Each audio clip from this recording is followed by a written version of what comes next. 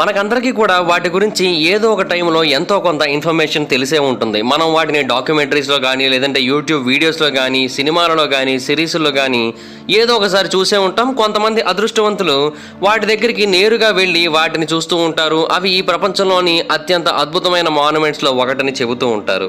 నేను మాట్లాడుతున్న దేని గురించో ఈ పాటికి మీకు అర్థమైపోయి ఉంటుంది కదా, అదే ఈజిప్ట్ పిరమిడ్ల గురించి. ఈ ప్రపంచంలోని 7 వింతల్లో ఒకటిగా కన్సిడర్ చేసే ఈ ఈజిప్ట్ పిరమిడ్లు అత్యంత అద్భుతమైన, అత్యంత మిస్టీరియస్ మాన్యుమెంట్స్లో ఒకటి. అయితే మరొక వైపు నికోలా టెస్లా గురించి కూడా మనకు తెలిసిందే కదా, చాలా అంటే చాలా అద్భుతమైన ఇన్వెంటర్. ఇన్ఫ్యాక్ట్ లాస్ట్ సెంచరీలో ఉన్న అత్యంత అద్భుతమైన వ్యక్తులలో ఇతను టాప్ పొజిషన్లో ఉంటాడు. అతను ఎన్నో అద్భుతమైన విజయాలను సాధించాడు. అతనికి కూడా ఈ హిస్టారికల్ మాన్యుమెంట్స్తో విపరీతమైన అనుబంధం ఉంది. అతను తన జీవితం మొత్తం వీటిని స్టడీ చేస్తూనే వచ్చాడు. అయితే అతనికి అలాగే ఆ పిరమిడ్లకి ఉన్న రిలేషన్ ఏంటి, ఎందుకని అతను వాటి మీదే ఎక్కువగా స్టడీస్ చేసేవాడు? ఆ ఇన్వెంటర్ మనకి తెలియని ఏదైనా ఒక పెద్ద రహస్యాన్ని వాటిలో కనుగొన్నాడా?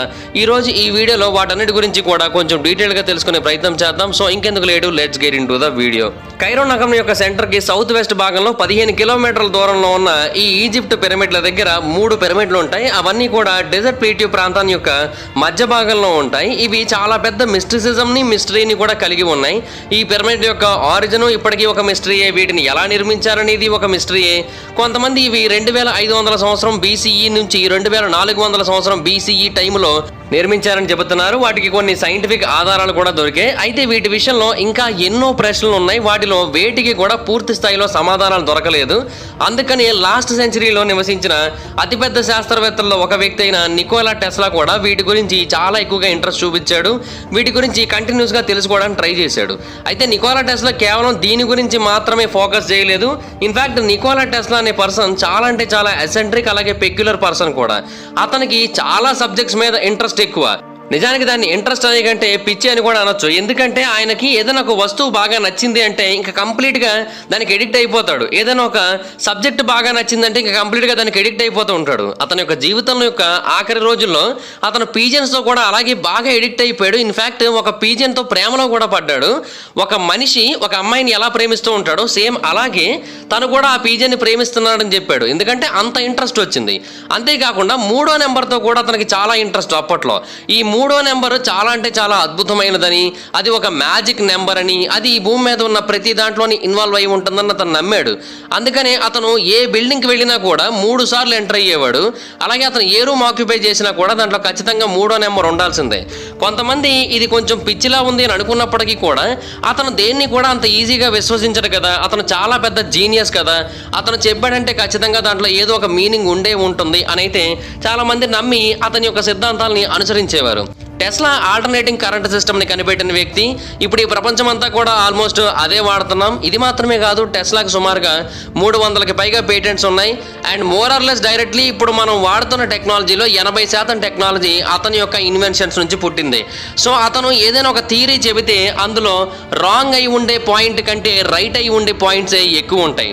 అందుకనే చాలామంది స్కెప్టిసిస్టులు కూడా అతను చెప్పిన మాటల్ని అర్థం చేసుకోవడానికి ట్రై చేస్తుంటారు, కానీ ఊరికే కొట్టిపడేయడానికి ట్రై చేయరు.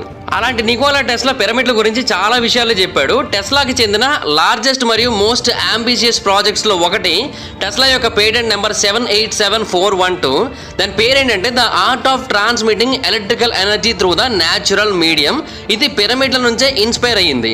టెస్లా ప్రకారంగా ఈ ప్లానెట్ ఒక భారీ ఎనర్జీ జనరేటర్ అండ్ అది అన్లిమిటెడ్ ఎనర్జీని జనరేట్ చేయగలిగే పొటెన్షియల్ని కలిగి ఉంది కూడా.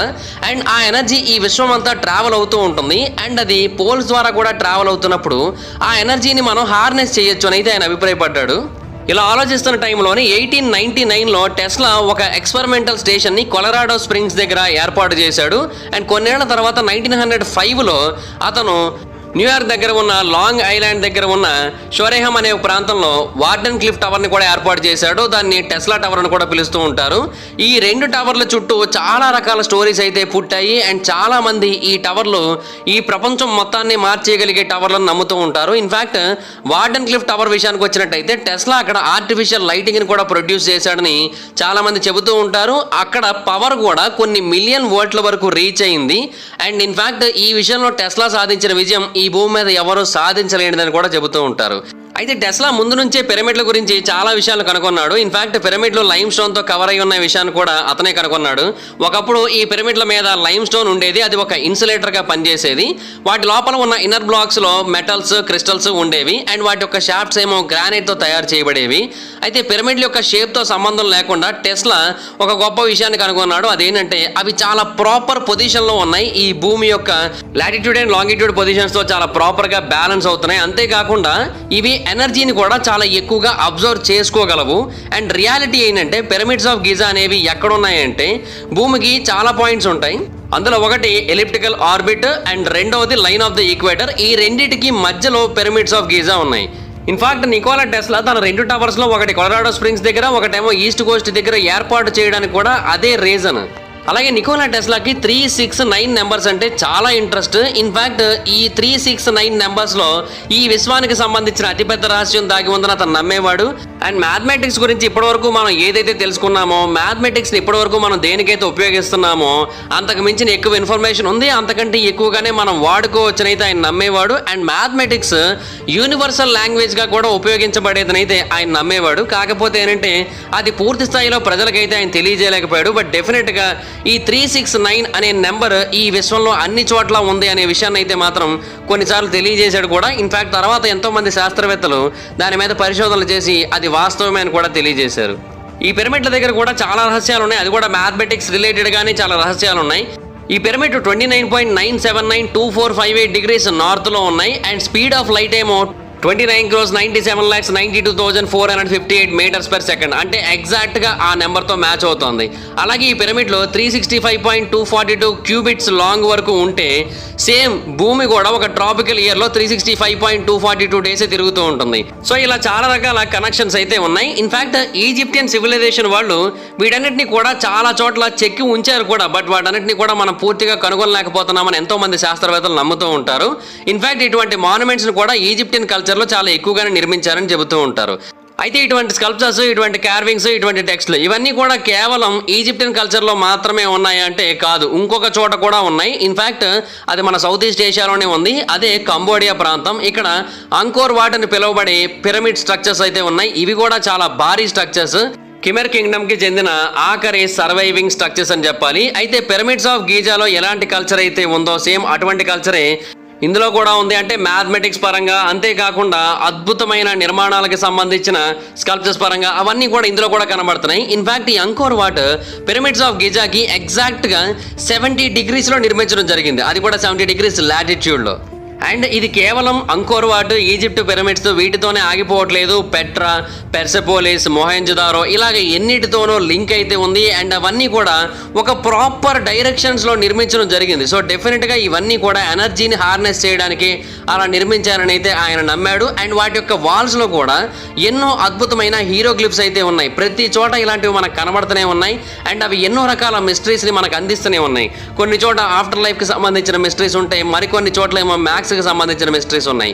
ఫర్ ఎగ్జాంపుల్ అంకోర్ వాట్ని కనుక మనం తీసుకున్నట్టయితే విష్ణుమూర్తికి అంకితం ఇస్తూ ఈ గుడిని నిర్మించారు. అండ్ ఈ ప్రాంతంలో మిలిటరీ ట్రెడిషన్ చాలా ఎక్కువగా ఉండేది, అలాగే స్పిరిచువల్ గా కూడా చాలా ఎక్కువగా ఉండేది. అండ్ ఈ ప్రాంతంలో రీబర్త్ కూడా చాలా ఎక్కువగా నమ్ముతూ ఉంటారు. సో డెఫినెట్గా ఇక్కడ హ్యూమన్ కాన్షియస్నెస్ని ఇంప్రూవ్ చేసే కల్చర్ ఉంది. అంతేకాకుండా ఇక్కడ ఉన్న ట్రెడిషన్స్ అన్నీ కూడా వేరు వేరు కల్చర్స్ యొక్క ఇన్స్పిరేషన్, అవన్నీ కూడా ఈ ప్రాంతానికి వచ్చి చేరాయి. అలా చేరడానికి అక్కడ ఉన్న ఎనర్జీయే కారణం అని కూడా కొంతమంది నమ్ముతూ ఉంటారు. అలాగే ఈ పిరమిడ్ చుట్టూ కూడా చాలా పెద్ద సంఖ్యలో ఎనర్జీ అనేది క్రియేట్ అవుతూ ఉంటుంది. వాటిని కనుక మనం వాడుకోగలిగినట్టయితే వాటి ద్వారా చాలా పెద్ద మొత్తంలో వైర్లెస్ ఎలక్ట్రిసిటీని ట్రాన్స్పోర్ట్ చేయొచ్చనైతే చాలా మంది నమ్ముతూ ఉంటారు. ఇన్ఫాక్ట్ ఈ పిరమిడ్ టెక్నాలజీని కానీ, అంకోర్ వాట్ టెక్నాలజీని కానీ, మొహెంజోదారో టెక్నాలజీని కానీ ఇప్పటి కాలంలో మనం నిర్మించాలనుకున్నా కూడా నిర్మించలేము, ఎందుకంటే అప్పటి కాలంలో ఉన్న టెక్నాలజీ అలాంటిది. అండ్ వీటన్నిటిని అప్పుడు నిర్మించడానికి కూడా కారణం ఏంటంటే మనకందరికీ ఏదో ఒక విషయాన్ని తెలియజేయడానికి అని చాలా మంది నమ్ముతూ ఉంటారు. నికోలా టెస్లా కూడా అలాంటి విషయాన్ని నమ్ముతూ వచ్చాడు. ఇన్ఫాక్ట్ ఈ పిరమిడ్ల యొక్క మ్యాథమెటిక్స్ ని అనలైజ్ చేస్తున్నప్పుడు చాలా విషయాలు బయటపడుతూ ఉన్నాయి కదా. సో డెఫినెట్ గా ఈ పిరమిడ్లకి ఎనర్జీకి ఏదో ఒక సంబంధం అయితే ఉంది. వీటిని కనుక మనం ప్రాపర్ గా హార్నెస్ చేయగలిగినట్టయితే, వీటిని ఉపయోగించుకొని మనం ఎనర్జీ ట్రాన్స్పోర్టేషన్ చేయగలిగినట్టయితే డెఫినెట్ గా అది మనకి ఎంతగానో ఉపయోగపడుతుందని అయితే చాలా మంది నమ్ముతూ ఉంటారు. కానీ ఇప్పటి జనరేషన్లో నికోలా టెస్లా లాంటి శాస్త్రవేత్తలు ఉన్నారా అంటే అసలు లేరు. ఒకప్పటి జనరేషన్లో నికోలా టెస్లా లాంటి వాళ్ళు ఉన్నప్పుడే దీని గురించి పూర్తి స్థాయిలో కనుగొనలేకపోయారు. అయితే నిజానికి కొంతమంది ఏమంటారంటే అతను కనుగొన్నాడు, కాకపోతే అతను చనిపోయిన తర్వాత అతని డాక్యుమెంట్స్ అన్ని కూడా కనిపించకుండా చేశారు. ఎందుకంటే ఆ విషయాలన్నీ బయటకు వచ్చినట్టయితే ఈ ప్రపంచం మొత్తం కూడా ఫ్రీగా మారిపోతుంది. అంటే ఎలక్ట్రిసిటీ ఫ్రీ అయితే ఇంకా ఆటోమేటిక్గా మిగతా వాటితో పని ఏముంది, కొన్ని మ్యాన్ పవర్ రిసోర్సెస్ మాత్రమే ఉపయోగించుకొని మనం చాలా వస్తువులు తయారు చేసుకోవచ్చు. సో ఎలక్ట్రిసిటీ లేకపోతే ఎంత నష్టమో, ఎలక్ట్రిసిటీని ఫ్రీగా ఇచ్చినా కూడా గవర్నమెంట్లకి కంపెనీలకి అంతే నష్టం. కాబట్టి ఆ డీటెయిల్స్ ఏవి కూడా బయటకు రానివ్వలేదు. బట్ నిజానికి నికోలా టెస్లా కనిపెట్టిన రహస్యాలు అన్నీ కాదు. అవి కనుక బయటకు వచ్చినట్టయితే ఈ ప్రపంచమే మారిపోతుందని అయితే చాలామంది నమ్ముతున్నారు. చూడాలి మరి అవి ఎప్పటికి జరుగుతుందో.